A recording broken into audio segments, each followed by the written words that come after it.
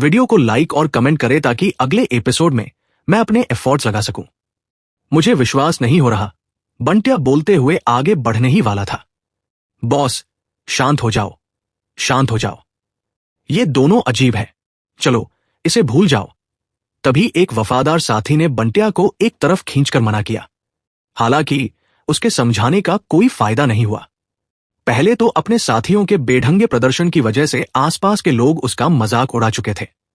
अब जब पुष्कर उसे धमका रहा था तो स्वाभाविक रूप से वो इसे बर्दाश्त नहीं कर पा रहा था। वो बंटिया एक गैंगस्टर था। इस इलाके में बंटिया का नाम कौन नहीं जानता था। अगर वो आज सबके सामने पुष्कर को सबक नहीं सिखा पाया तो मुंह अपना कहां दिखा पाएगा। वो गैंगस्टर थे और सबसे इंपॉर्टेंट बात थी उनका दबदबा। इसमें अजीब क्या है? जाओ, सब जाओ। मैं तुमसे कह रहा हूं, अगर तुम में से कोई भी आज उन्हें गिरा दो, जाओ, नहीं तो मेरे बंटिया बॉस को तुम्हारे खिलाफ जाने के लिए दोष मत देना। बंटिया ने उदास चेहरे से अपने साथियों की ओर देखा। साथियों ने एक दूसरे को देखा, फिर हिम्मत जुटाई और फिर से आगे बढ़ने को तैयार हुए। हालांकि पुष्कर और वो आदमी अजीब थे, पर उनमें कोई मारक क्षमता नहीं दिख रही थी। लेकिन बंटिया अलग था। वे कुछ वक्त से उसका पीछा कर रहे थे, इसलिए स्वाभाविक रूप से उन्हें पता था कि वो कैसा इंसान है। अगर उसने उनसे मुंह मोड़ लिया तो वे सब मुसीबत में पड़ जाएंगे। पुष्कर ने बंटिया और उसकी ओर आ रहे बाकियों को गुस्से से देखा। उसके चेहरे पर हल्की सी तिरस्कार की झलक दिखाई दी।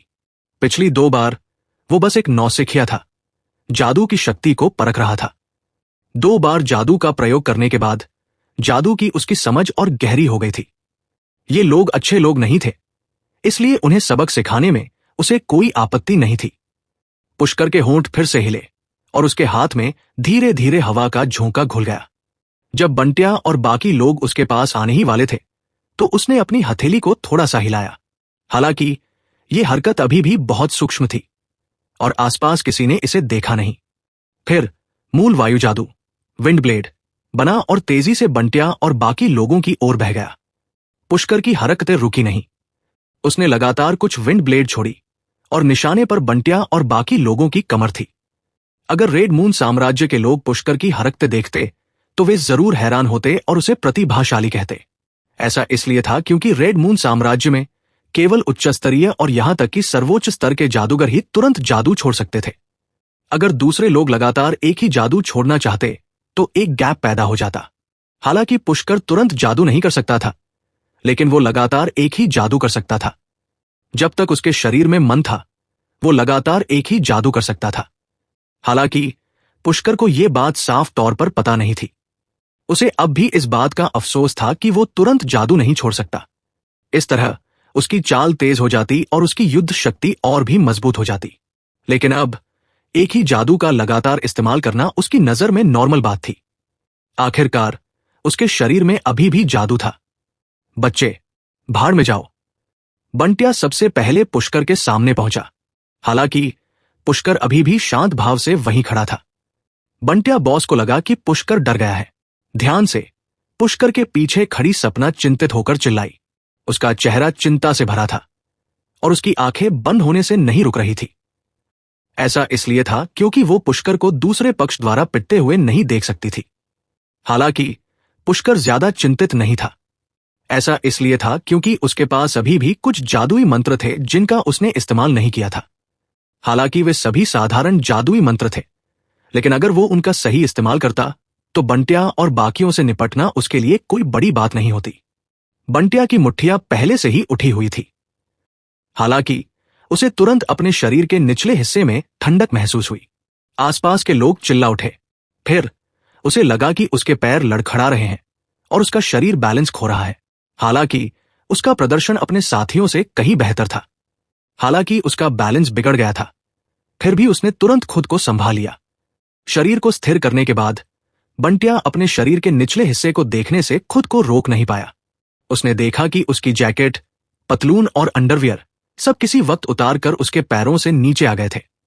नीचे एक छोटी सी चीज थी जो आसपास के लोगों की नजरों के सामने खुली हुई थी। आसपास की कई लड़कियां पहले से ही चीख रही थी। ऐसा इसलिए था क्योंकि सिर्फ बंटिया ही ऐसा नहीं था। उसके पीछे जो लोग थे वे भी ऐसे ही थे। उनकी सारी पैंटें उतार दी गई थी। इस तरह पुरुषों का एक समूह नंगा हो गया था। कोई आश्चर्य नहीं कि लड़कियां चीख रही थी।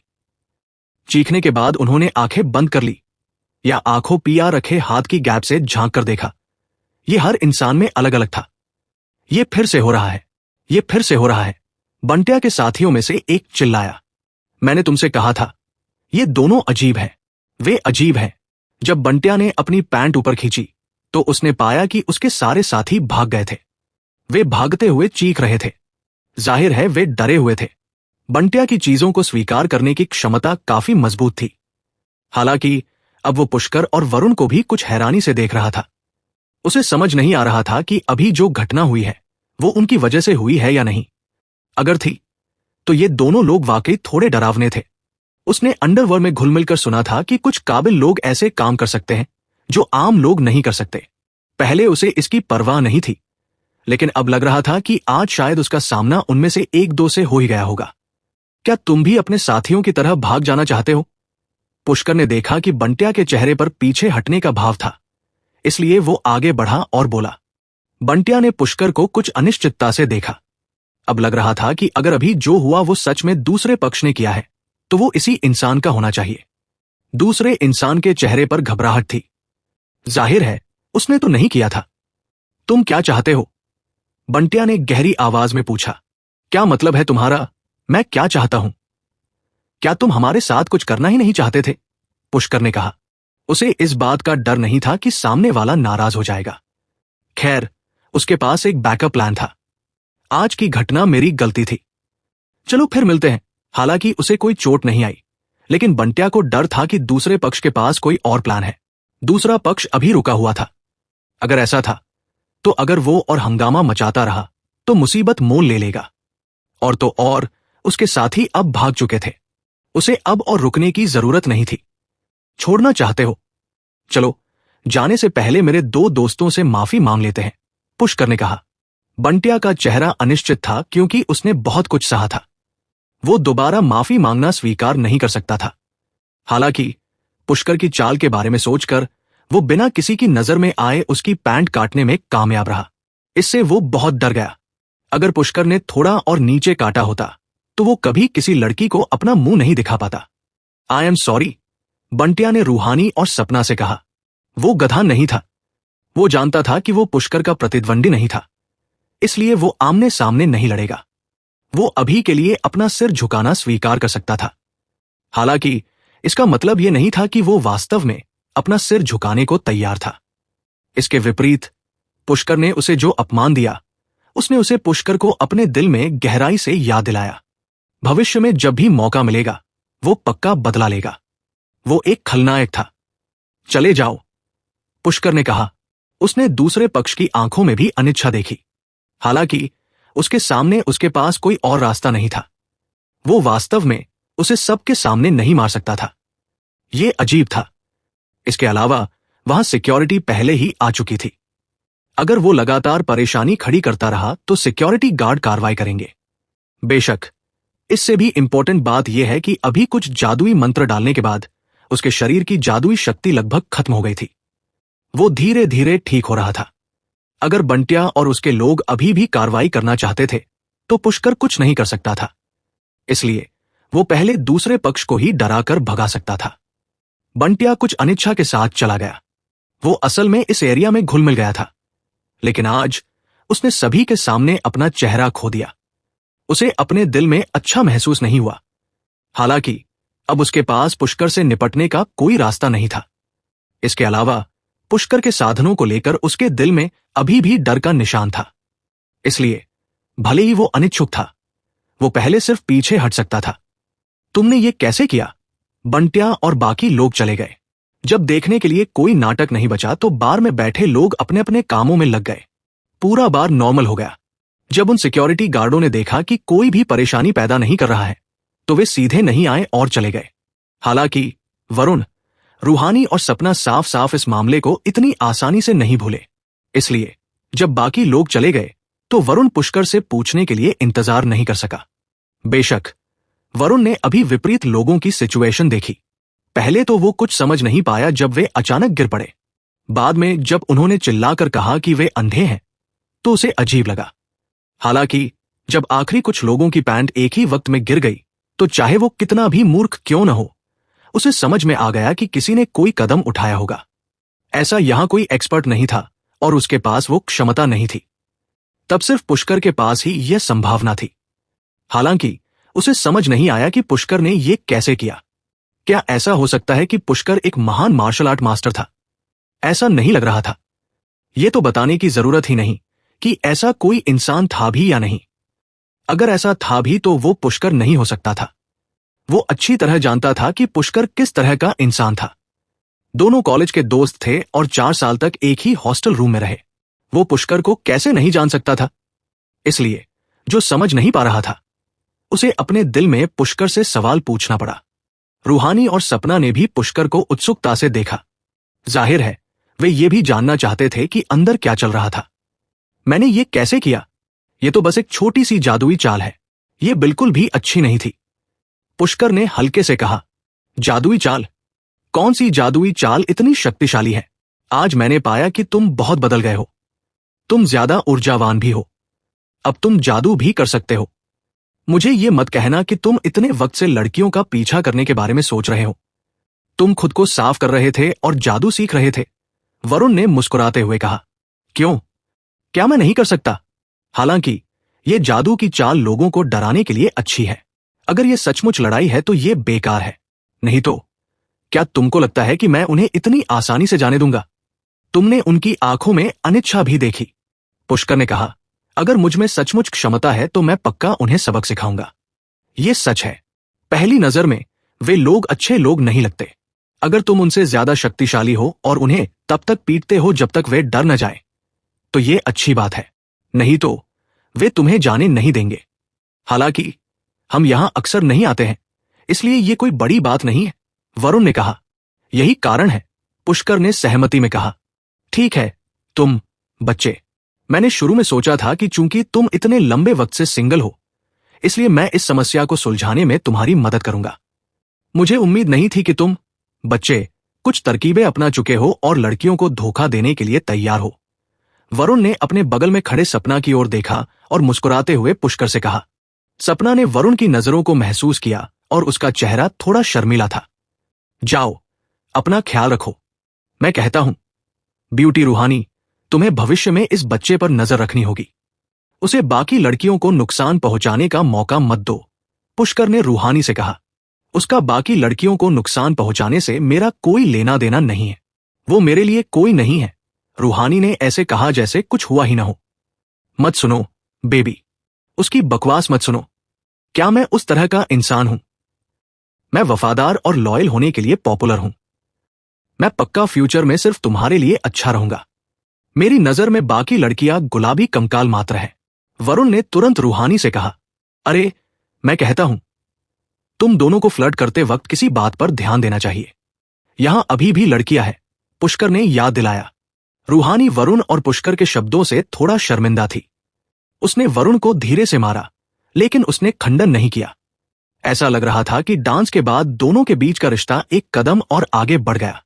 इसकी पुष्टि होनी चाहिए। कई लोग कुछ घंटों तक बार में मस्ती करते रहे। चूंकि उन्हें अगले दिन काम पर जाना था, इसलिए वे वापस जाने के लिए तैयार थे। पुष्कर, मैं तुम्हें एक मौका दूंगा। सपना के साथ जाओ और उसे घर तैयार के छोड़ दो, बार के बाहर वरुण ने पुष्कर से कहा। कोई जरूरत नहीं, मैं अकेले वापस जा सकती हूं, सपना ने कहा। क्या तुम सपना को वापस भेजना चाहते हो? क्या तुम्हें डर है कि मैं तुम्हें परेशान करूंगा? बस इतना कहो, पुष्कर ने मुस्कुराते हुए वरुण से कहा।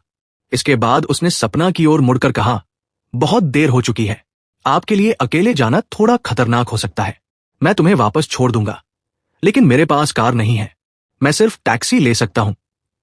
अगर यह पहले होता, अगर पुष्कर किसी सुंदर लड़की के सामने कहता कि उसके पास कार नहीं है, तो शायद उसके दिल में थोड़ी शर्मिंदगी होती। आखिरकार अब ऐसे बहुत से लोग थे जिनके पास कारें थी। हालांकि अब पुष्कर की मेंटालिटी अलग थी। स्टोरेज बॉक्स मिलने के बाद वह ज्यादा आश्वस्त हो गया। भले ही पहले उसे शर्मिंदगी महसूस हुई हो, लेकिन उसने इसे नॉर्मली कहने का साहस किया। उनका मानना था कि स्टोरेज बॉक्स के साथ ये सांसारिक चीजें कोई प्रॉब्लम नहीं थी। Storage box, oh storage box, तुम मेरे लिए पैसे कब लाओगे? पुष्कर ने अपने दिल में सोचा। स्टोरेज बॉक्स से जो कुछ चीजें उसके पास आई वे सच में उपयोगी थी, लेकिन इससे उसकी प्रेजेंट सिचुएशन में कोई बदलाव नहीं आ सका। फिर भी उसे हर दिन काम पर जाने के लिए बस में बैठना पड़ता था। एक सुंदर लड़की को वापस भेजने के लिए उसे अभी भी टैक्सी लेनी पड़ी। रात को वापस जाने के बाद वो सिर्फ कुछ मीटर के किराए के कमरे में ही रह सकता था। कुछ भी नहीं बदला था। ठीक है, सपना ने इसके बारे में सोचा और कहा। उसके बाद वरुण रूहानी के साथ चला गया। हालांकि जब वो चला गया तो उसने पुष्कर को आंख मारी। जाहिर है वो उसे अवसर का लाभ उठाने की याद दिलाना चाहता था। चलो भी चले, पुष्कर ने सपना से कहा। हाँ, सपना ने धीरे से जवाब दिया। टैक्सी में पुष्कर और सपना दोनों पीछे की सीट पर बैठे थे। सपना ने पुष्कर की ओर देखा और पूछा, पुष्कर, मैंने अभी तक तुमसे नहीं पूछा है, तुम क्या करते हो? मैं तो बस एक छोटा सा सिक्योरिटी गार्ड हूं, पुष्कर ने सहजता से कहा। उसकी प्रेजेंट मनःस्थिति बहुत अच्छी थी और उसके मन में हीनता का कोई विचार नहीं आता था। इसके अलावा उसकी अभी की नौकरी सच में काफी अच्छी थी। हालांकि पुष्कर ने बोलना खत्म करने के बाद टैक्सी के रियर व्यू मिरर के माध्यम से ड्राइवर के चेहरे पर अवमानना देखी। ये अनुमान लगाया गया था कि अब ड्राइवर का विचार एक टोर होगा जो हंस का मांस खाना चाहता है। आखिरकार सपना बहुत सुंदर थी। भले ही पुष्कर थोड़ा गुस्सैल स्वभाव का दिखता था, लेकिन वो एक छोटा सा सुरक्षा गार्ड था। वो सपना जैसी सुंदरी के लायक कैसे हो सकता है? पुष्कर को कोई परवाह नहीं थी। वो तो बस एक राहगीर था। उसे दूसरे पक्ष के साथ उलझने की जरूरत नहीं थी। सुरक्षा गार्ड, हमारी कंपनी हाल ही में भर्ती कर रही है। पुष्कर, अगर तुम अपनी नौकरी बदलना चाहते हो तो तुम अप्लाई करने के लिए हमारी कंपनी में आ सकते हो, सपना ने कहा। वो असल कंपनी में भर्ती की प्रभारी थी। उसके पास अभी भी ये शक्ति थी। बेशक अब भर्ती किसी इंपॉर्टेंट पोजीशन के लिए नहीं थी, नहीं तो इसके लिए लीडर्स की सहमति की जरूरत होगी। मैं फिलहाल अपनी नौकरी बदलने की योजना नहीं बना रहा हूं। मुझे लगता है कि मेरी नौकरी बहुत अच्छी है, पुष्कर ने कहा। ये उसके दिल से निकले शब्द थे। उसका काम आसान था और सुविधाएं पहले से बेहतर थी। अगर वो उस कंपनी में गया जहां सपना काम करती है तो हालांकि ग्रो करने की संभावनाएं सिक्योरिटी गार्डों के कंपैरिजन में बेहतर थी, लेकिन सैलरी और सुविधाएं यहां से बेहतर नहीं थे। इसके अलावा उसकी नौकरी भी बहुत आसान थी और कोई दबाव भी नहीं था। जहां तक जादुई स्टोरेज बॉक्स वाली अपनी नौकरी के भविष्य का सवाल है, पुष्कर ने नहीं सोचा था कि उसे भविष्य के बारे में सोचने की जरूरत है। वो जिंदगी भर सुरक्षा गार्ड नहीं रह सकता था। मैं समझ गई, सपना थोड़ा निराश थी। बेशक वो स्टोरेज बॉक्स के बारे में नहीं जानती थी। उसकी राय में पुष्कर एक कॉलेज स्टूडेंट था। सुरक्षा गार्ड के रूप में उसका क्या भविष्य हो सकता है? हालांकि पुष्कर उतावला नहीं लग रहा था और उसने नौकरी बदलने से इनकार कर दिया। तभी सपना थोड़ा स्तब्ध रह गई। वो इस बात से निराश क्यों थी कि पुष्कर नौकरी बदलने को तैयार नहीं था। ऐसा लग रहा था जैसे वो अभी अभी उससे मिली हो। आखिरकार ये उसका अपना मामला था। वो इतनी चिंतित क्यों थी? पुष्कर, तुम एक अच्छे इंसान और अच्छे दोस्त हो। मैं बस अपने दोस्त के बारे में चिंतित हूं, सपना ने मन ही मन सोचा। लगभग 10 मिनट बाद वे अपने गंतव्य पर पहुंच गए। बोहेमिया गार्डन वो स्थान था जहां सपना ने एक अपार्टमेंट किराए पर लिया था। सपना के अनुसार यहां रहने वाले सभी लोग सफेदपोश कर्मचारी थे जो पास में ही काम करते थे, इसलिए एनवायरनमेंट काफी अच्छा था। भले ही ये कोई हाई लेवल का अपार्टमेंट नहीं था, फिर भी ये बहुत लोकप्रिय था। पुष्कर ने यह भी पाया कि यह जगह उस वर्मा ग्रुप से ज्यादा दूर नहीं थी जहां वो काम करता था। अगर उसके पास यहां एक अपार्टमेंट किराए पर लेने के लिए पैसे होते तो ये एक अच्छा विकल्प होता। पुष्कर, ठीक है, मैं चलती हूं। सपना ने एंट्री गेट पर पुष्कर को बाय कहा। जाहिर है वो पुष्कर को अंदर आने के लिए इनवाइट नहीं करना चाहती थी। आखिरकार बहुत देर हो चुकी थी और वो अकेली रहती थी। पुष्कर को इनवाइट करना गलत था। बाय, पुष्कर ने भी कहा। वो ऊपर जाने का कोई बहाना नहीं ढूंढना चाहता था। उसके बाद पुष्कर टैक्सी लेकर अपने घर पर वापस चला गया। छोटे भाई, सुंदरी ने तुम्हें काम करने के लिए अपनी कंपनी में जाने के लिए कहा था। तुम सहमत क्यों नहीं हुए? जाहिर है कि लड़की पर तुम्हारे बारे में अच्छी धारणा है और वो तुम्हारे करीब आना चाहती है। कार में ड्राइवर ने पुष्कर से बात करने की पहल की। आमतौर पर टैक्सी ड्राइवर ज्यादा बातूनी था। बड़े भाई, तुम गलत हो। मैं आज रात ही उससे मिला था। मैं उसके बारे में अच्छी धारणा कैसे बना सकता हूं? पुष्कर ने मुस्कुराते हुए कहा, बिग ब्रदर, मेरे वर्षों के अनुभव से मुझे पता चलता है कि अगर आपकी सिचुएशन अच्छी नहीं है, फिर भी लड़की पर आपके बारे में अच्छी धारणा है। तुम बहुत ही महत्वाकांक्षी नहीं हो, बिल्कुल एक सुरक्षा गार्ड की तरह। वो लड़की बहुत निराश होगी, ड्राइवर ने कहा। पुष्कर अवाक रह गया। जितना ज्यादा उसने ये सुना, उतना ही ज्यादा उसे ये गलत लगा। ये तारीफ थी या अपमान? छोटे भाई, मैं तुम्हें बता दूं, तुम ऐसा नहीं कर सकते। भले ही तुम्हारी सिचुएशन अभी खराब हो, लेकिन जब तक तुम कड़ी मेहनत करने को तैयार हो, तब तक आशा बनी रहेगी। अगर तुम कड़ी मेहनत नहीं करोगे, तो भले ही लड़की पर आपके बारे में अच्छी धारणा हो, वो आपके साथ नहीं रहेगी। ड्राइवर ने आगे कहा। जाहिर है, वो पुष्कर की सिक्योरिटी गार्ड की नौकरी को भी नीची नजर से देख रहा था। बिग ब्रदर ड्राइवर, याद दिलाने के लिए धन्यवाद। मैं वापस जाऊंगा और इसके बारे में सोचूंगा। शायद मैं कल अपना विचार बदल दूं। ड्राइवर को इस विषय को जारी न रखने देने के लिए पुष्कर ने सिर्फ यही कहा। यह सही है, पुरुषों को कड़ी मेहनत करनी चाहिए। सारा दिन खाली बैठे रहने से क्या फर्क पड़ता है? इस तरह लड़की के परिवार को अपनी बेटी आपको देने का आश्वासन नहीं मिलेगा, है ना? ड्राइवर सहमत हो गया। भले ही ड्राइवर ने पुष्कर और सपना के बीच के रिश्ते के बारे में गलत अनुमान लगाया था और वो थोड़ा लंबा चौड़ा बोल रहा था, फिर भी पुष्कर उसकी बातों से सहमत था। अगर कोई लड़का अपना फ्यूचर सिक्योर नहीं करना चाहता और कड़ी मेहनत नहीं करना चाहता, तो लड़की के परिवार को अपनी बेटी सौंपने का आश्वासन नहीं दिया जाएगा। भले ही उसके और सपना के बीच कुछ भी न हो, लेकिन फ्यूचर में उसे पक्का प्यार हो जाएगा। उसे उसके माता पिता से मिलना था। उसकी सिक्योरिटी गार्ड की नौकरी कुछ हद तक छोटी लग रही थी। सच तो यह है कि चाहे वो किसी रिश्ते में हो या ब्लाइंड डेट पर, लड़की लड़के की सिचुएशन के बारे में पूछेगी। इसके बारे में सोचो। लोग आपसे पूछेंगे कि तुम कहां काम करते हो, तुम्हारी सैलरी कितनी है, क्या तुम्हारे पास घर है और क्या तुम्हारे पास कार है।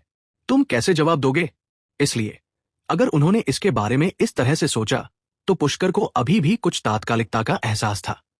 उसके शहर में अगर वो कॉलेज नहीं जाता, तो उसके बच्चे सोया सॉस खरीद सकते थे। भले ही वो कॉलेज गया हो, लेकिन ऐसे कई लोग थे जो इस उम्र में प्यार में पड़ गए और शादी कर ली। उसके माता पिता ने भी उससे आग्रह किया था और उसका परिवार भी बहुत चिंतित था। पुष्कर को लगा कि वो भी अपनी शादी पर विचार कर रहा है। यहां तक कि वरुण भी अब घर बसाने, शादी करने और बच्चे पैदा करने की तैयारी कर रहा था। क्या उसे भी ज्यादा मेहनत करनी चाहिए? ये सोचते हुए दो खूबसूरत लड़कियों, सोनाली और सपना की आकृतियां अचानक पुष्कर के दिमाग में प्रकट हुई।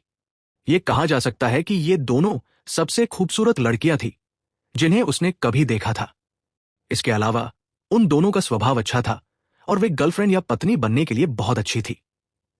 हालांकि अपनी सिचुएशन के बारे में सोचते हुए पुष्कर को लगा कि वो अब उनके लिए कुछ हद तक बेकार लग रहा है।